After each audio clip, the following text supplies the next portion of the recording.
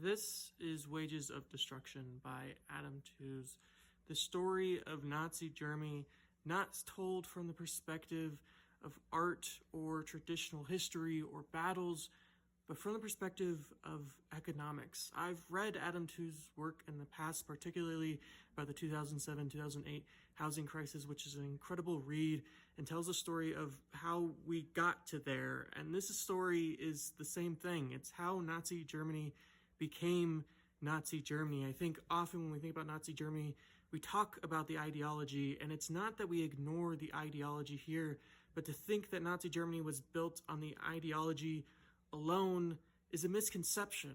We need to remember that after World War I, Nazi Germany, or at the time what was just Germany, had nothing. They were in one of the greatest and economic constraints of all time. To be part of Nazi Germany was not a great point to be alive before it became Nazi Germany.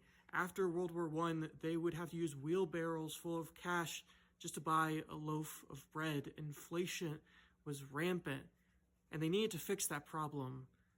And so they went into deflation. And deflation is not something anyone wants to do. It means the value of the dollar goes up, but to do that, everything else has to go down. And the way that they did this was by employing the people into the government, taxing the heck out of the rich, and of course, stealing money from the Jewish people. I think the great irony, the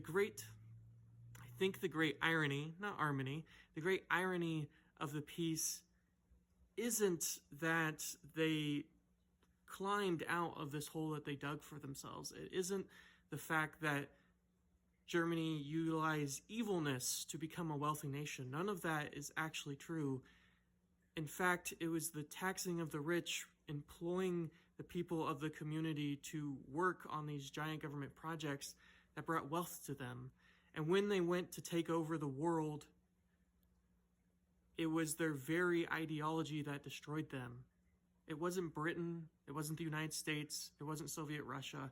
Although they laid a lot of decisions that led to their destruction, the great irony is the thing that they needed most was workers. And they were murdering them, slaughtering them by the millions.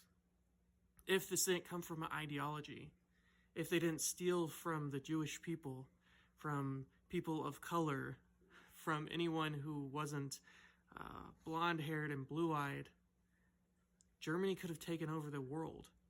They pushed away the scientists that created the nuclear bomb. They killed